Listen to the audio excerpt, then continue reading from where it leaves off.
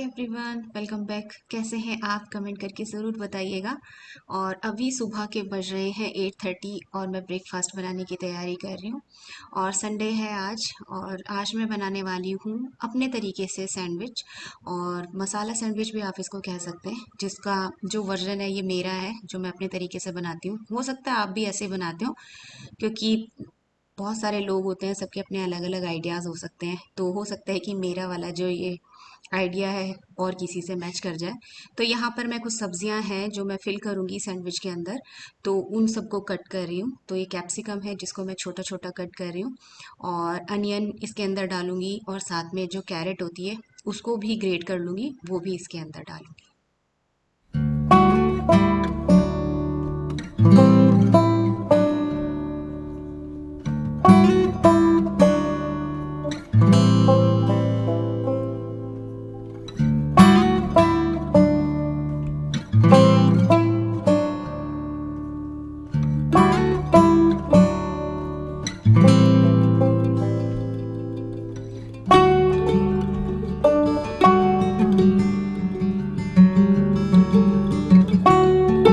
सब्जियां सभी कट हो चुकी हैं, और अब मैं यहाँ पर इनको तड़का दूंगी। तो यहाँ पर मैंने पैन के अंदर घी लिया है, और जब वो अच्छे से गर्म हो गया तो फिर इसके अंदर जो मैंने ये चॉप किया था अनियन, ये डाल दिया है। थोड़ी देर तक इसको भूनना है, जब तक ये ट्रांसलूसेंट सा नहीं हो जाता है। मतलब इसको ब्राउन नहीं करना है, बस हल्का सा ट्रांसलूसेंट करना है। और फिर इसके अंदर मैंने ये जो कैप्सिकम को चॉप किया था ये भी डालना है। इसको भी हल्का सा सॉफ्ट करना है। तो ऐसा नहीं है कि इसको बिल्कुल गलाना है, वैसा नहीं है। तो 1 से 2 मिनट तक ऐसे ही इसको चलाते जाना है।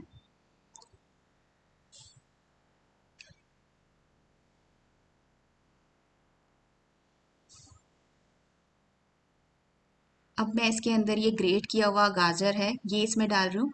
आप कोई और वेजिटेबल्स भी अगर इसके अंदर डालना चाहते हैं तो डाल सकते हैं। बस इसको ऐसे ही लगातार चलाती रहूंगी ताकि सारी सब्जियां थोड़ी सी सॉफ्ट सी हो जाएं। फिर इसके अंदर मैंने डाले हैं चिली फ्लेक्स, और ये मेरे पास है पाव भाजी मसाला, इससे इसका टेस्ट बहुत ही अच्छा आता है। तो ये इसके अंदर डाला, और फिर इसको अच्छे से मिला लूंगी। अब ये टमाटोज हैं, सबसे आखिरी में डालूंगी। जब सारी सब्जियां सॉफ्ट हो गई तो टमाटोज को डालना है। इनको भी गलाना नहीं है, नहीं तो ये बहुत ही पिलपिले से हो जाएंगे, चिपचिपे से हो जाएंगे, वैसा इनको नहीं करना है। और अब मैंने इसके अंदर डाला है सॉल्ट, और मिक्स्ड हर्ब्स थी मेरे पास, वो भी मैंने इसके अंदर ऐड की। और थोड़ी देर तक चलाऊंगी, सिर्फ 1 मिनट तक, फिर गैस को ऑफ कर दूंगी। तो ये जो मसाला है ये सैंडविच के लिए बनकर तैयार हो गया है। और यहाँ पे मैंने ये ब्रेड ली है, इसके ऊपर ये जो मसाला मैंने रेडी किया वो स्प्रेड कर दूंगी। आप चाहें तो इसमें आलू भी बॉईल करके मिला सकते हैं, वो भी बहुत ही अच्छा लगेगा। और मैंने तो यहाँ पर बटर नहीं लगाया, आप चाहें तो मसाला रखने से पहले ब्रेड के ऊपर बटर भी लगा सकते हैं। और ये चीज़ के स्लाइसिस थे वो मैंने इस पर कट करके रखे हैं, और ये चीज़ क्यूब्स है ये ग्रेट करके मैंने इसके ऊपर डाल दिया। और फिर दूसरा वाला जो स्लाइस है ब्रेड का, इसको इससे कवर कर दूंगी। और यहाँ पर मैंने लिया है तवा, और ये तवे पर ही जो सैंडविच है ना, मसाला ये ना इसी पर सिककर बहुत अच्छे लगते हैं, क्योंकि बहुत ही क्रंची सा इनका टेस्ट हो जाता है। तो यहाँ फिर से मैंने घी ही डाला है, आप चाहें तो बटर भी इसमें ले सकते हैं, बटर भी डाल सकते हैं, लेकिन मैंने घी डाला। और थोड़ी सी राई जो है ये इसके ऊपर डाल दी है। अभी ये जो तवा अच्छे से गर्म नहीं हुआ था, इसलिए थोड़ा सा इसको क्रैकल होने में टाइम लगेगा।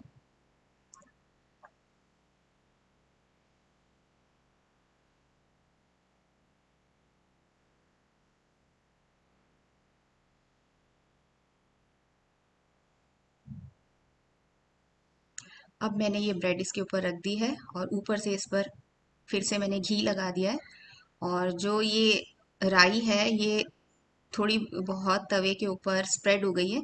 तो वो भी दूसरी साइड में इसको अच्छे से इस पर घुमा लूंगी, ताकि वो जो राई है दूसरी साइड भी अच्छे से लग जाए। और इसको ऐसे प्रेस कर करके मैं अच्छे से इसको सेक लूंगी, जब तक कि ये अच्छी करारी सी नहीं हो जाती है।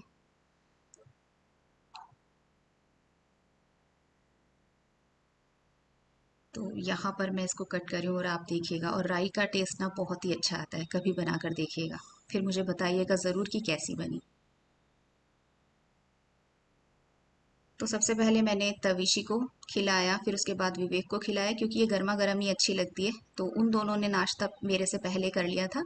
उसके बाद फिर मैं बैठी और मैंने ये जो है नाश्ता किया।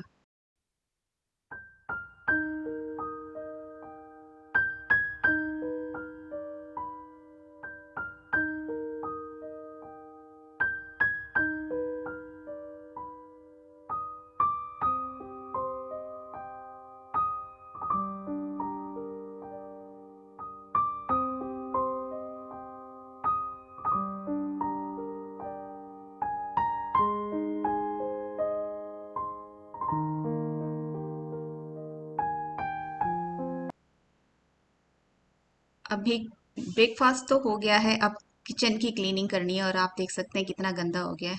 तो गैस का जो ये स्टोव है ना, मैं एकदम से साफ नहीं करती हूँ क्योंकि ये ग्लास वाला है। तो जब ये ठंडा हो जाता है उसके बाद ही क्लीनिंग करती हूँ।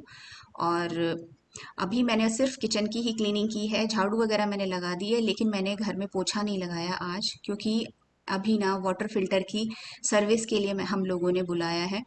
तो इसके लिए फिर मुझे लगा कि जब वो आ जाएगा, सर्विस वगैरह करके चला जाएगा, उसके बाद ही सारे घर को अच्छे से पोछा लगाऊंगी, किचन में भी अच्छे से पोछा लगाऊंगी लाइजॉल वगैरह डाल के, ताकि मेरा घर अच्छे से सैनिटाइज हो जाए। और इसीलिए ही फिर मैंने सोचा कि आज छोड़ देते हैं, पोछा बाद में ही लगाएंगे, सबसे पहले ब्रेकफास्ट वगैरह ही कर लेते हैं। और पहले मैंने सोचा था आधे घर में पोछा लगा देती हूँ, पर फिर मुझे लगा नहीं, ऐसा नहीं करना, एक साथ ही सारे घर में पोछा लगा लूंगी। और यहाँ पर अभी ये जो बास्केट है बर्तनों वाली, ये भी साथ के साथ खाली करके रख देती हूँ, ताकि जो सिंक एरिया है, इसी के पास फिल्टर है, तो मैं सोच रही हूँ कि ये एरिया पूरा खाली हो जाए यहाँ पर, क्योंकि वो जब काम करेगा तो फिर उससे पहले ही मैं सोचती हूँ कि ये पूरा एरिया खाली हो जाए, ताकि जब वो चला जाए तो उसके बाद मैं अच्छे से इस एरिया को भी सैनिटाइज कर दूँ। तो मैंने रात वाले जो बर्तन थे वो भी सेट नहीं किए थे, सुबह से ही मैं ब्रेकफास्ट बनाने में और इन सभी कामों में लगी हुई थी। और ये तो अभी सेटिंग वगैरह सब अभी की है, मैंने सारे बर्तनों को सेट अभी किया। और आप देख सकते हैं सिंक एरिया मैंने बिल्कुल खाली कर दिया है, ताकि अगर जब वो सर्विस के लिए आए तो उसको कोई भी दिक्कत ना हो, वो आराम से सर्विस करके चला जाए।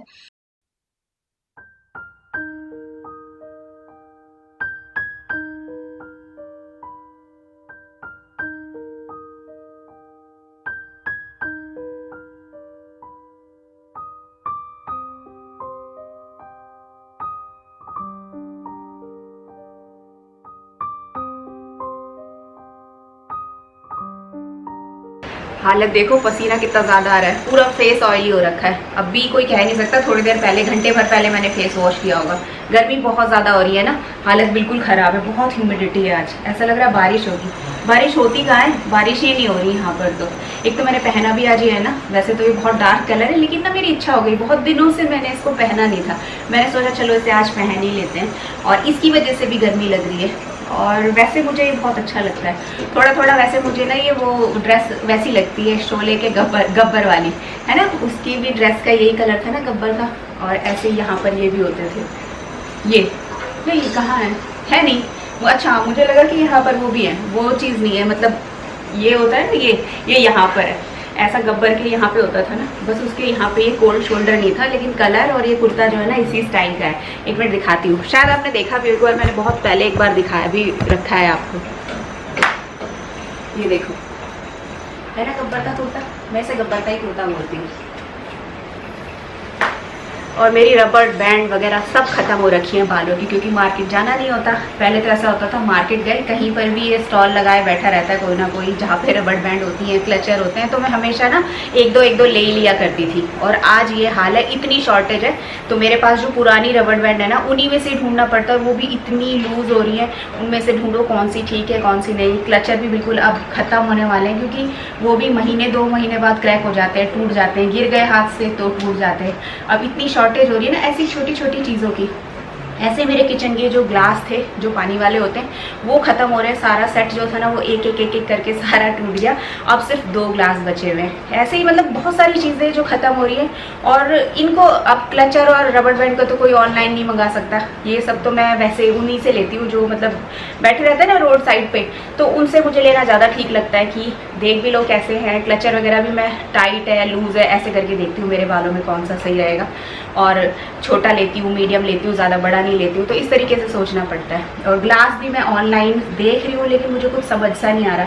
कई बार वेट की भी दिक्कत होती है ग्लास में ना, कई बार ऐसा होता है नीचे वाला जो बेस होता है ना वो बहुत ज़्यादा हैवी होता है, वो भी नहीं लेना चाहिए। तो थोड़े से जो कांच के ग्लास हैं हल्के लेने चाहिए। तो बस अभी कभी अगर मार्केट में निकलना हुआ तभी हो पाएगा, नहीं तो ऐसे मैं ऑनलाइन शायद ही ले पाऊँ, क्योंकि मैं आपको पहले बता चुकी हूँ कि किचन अप्लायंसेस में बहुत ही कम होता है कि ऑनलाइन मंगाऊँ।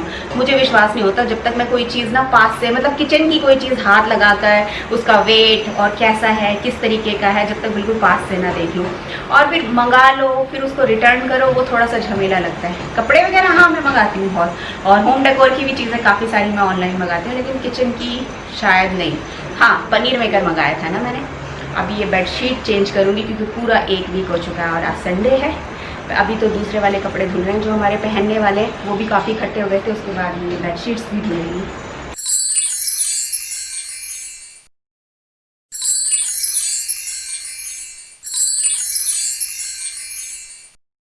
अभी बिल्कुल गर्मी में बिल्कुल एक पे पंखा चलाकर बैठी हूँ, और हल्की हल्की सी आपको डिस्टरबेंस होगी, क्योंकि अगर मैंने पंखा नहीं चलाया तो मैं पसीने में बिल्कुल बैठे बैठे बातें करते करते ही आपसे भीग जाऊंगी। और बाहर क्योंकि कंस्ट्रक्शन वर्क चल रहा है, उसकी भी घड़घड़ की आवाज़ आएगी। अगर मैंने विंडो खोल ली तो वहाँ से भी आपको डिस्टर्बेंस होगा, इसलिए बिल्कुल पसीने में बैठ के आपसे बात कर रही हूँ। AC मैं नहीं चला रही हूँ क्योंकि रात भर AC चला है तो बिल बहुत ज़्यादा आ जाएगा ऐसे ही ब्लॉगिंग के चक्कर में। और मौसम थोड़ा सा ठीक है, हो सकता है कि बारिश हो जाए, ह्यूमिडिटी वाला है, तो उम्मीद है कि शायद आज बारिश हो जाए। भगवान जी बारिश बरसा देना।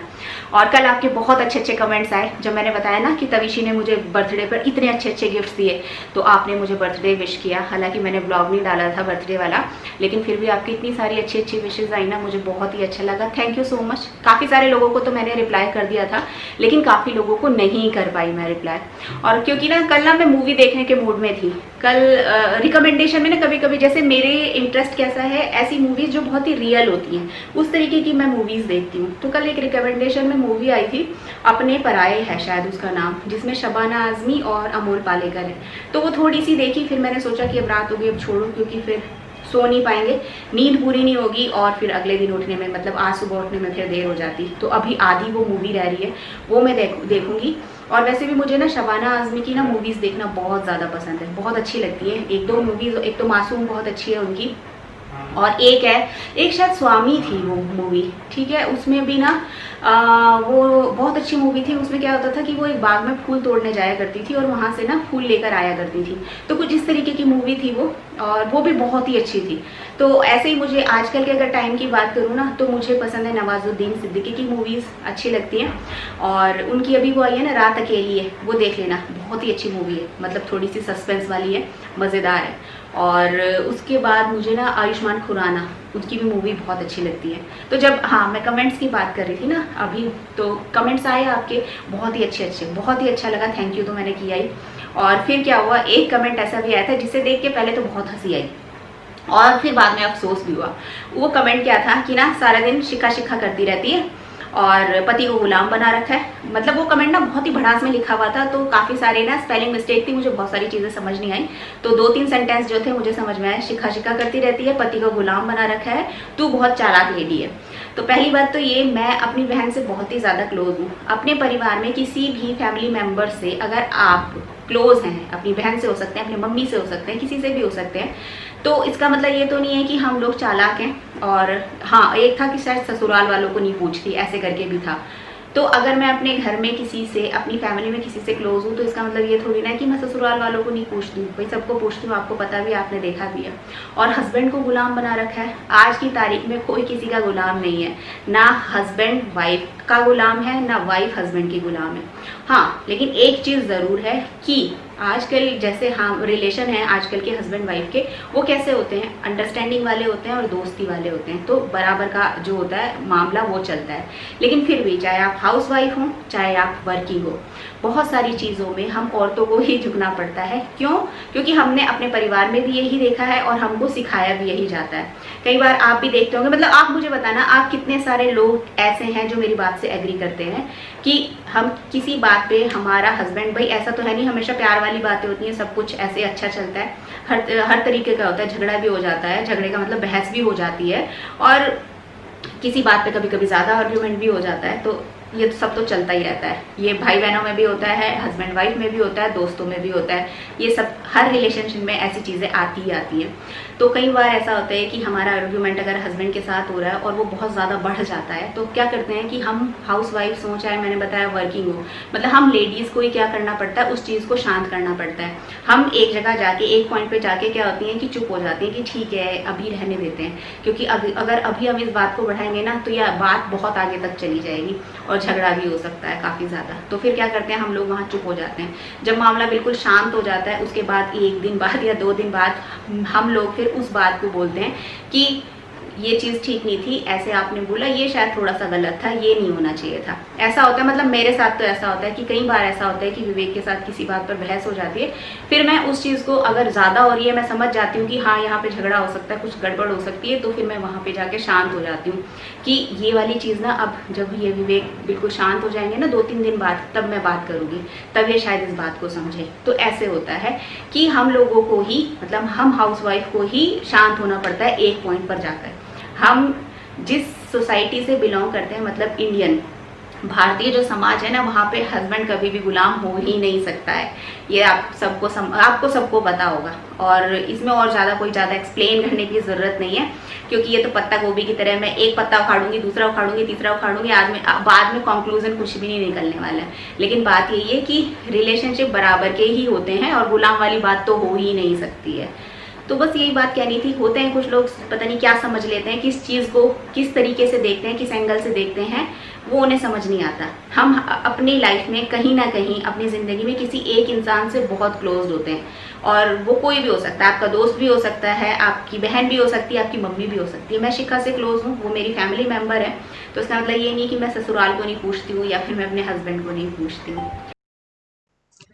अब लगा रही हूँ पोछा, क्योंकि क्लीनिंग हो गई, सर्विस हो गई है वाटर फिल्टर की, और विवेक ने ऊपर जितना भी सिंक एरिया था ना वो बहुत अच्छे से सैनिटाइज कर दिया, तो मेरा काम आधा हो गया इसमें।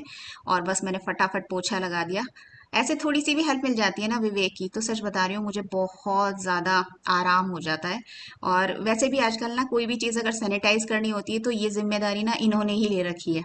तो ज़्यादातर जो भी बाहर से सामान वगैरह अगर हम खरीदते भी हैं तो कभी कभी ऐसा होता है कि मैं सैनिटाइज करती हूँ, नहीं तो यही कर रहे होते हैं। तो ये काम भी बहुत बड़ा है और बहुत मुश्किल है। तो ये सारी चीज़ों का ध्यान कि ये कौन सी चीज़ सैनिटाइज हुई हैं, किन चीज़ों को क्वारंटीन करना है, वो यही करते हैं और इन्हीं की रिस्पॉन्सिबिलिटी है। नहीं तो कई बार ऐसा होता है कि मैं भूल जाती हूँ, हाँ लेकिन वेजिटेबल्स वगैरह जो है ना वो मैं क्लीन करती हूँ। और यहाँ ये मेरे किचन टॉवल थे, ये मैं डेली ही धोती हूँ और डिटर्जेंट से धोती हूँ, क्योंकि मैं ना इनको रोटी के लिए यूज़ नहीं करती हूँ, तो इसमें से अगर स्मेल आती भी है तो मुझे कोई फ़र्क नहीं पड़ता। और रोटी के लिए तो मैंने बताया, मैं नीचे क्वार्टर प्लेट होती है वही लगाती हूँ, और बस इनको तह कर करके रख देती हूँ। और एक टाइम में सिर्फ एक ही किचन टॉवल यूज़ करती हूँ, जब वो ख़राब हो जाता है तो दूसरा यूज़ करती हूँ। तो ये मेरा बॉक्स है, इसके अंदर मैं इन्हें संभाल के रख देती हूँ।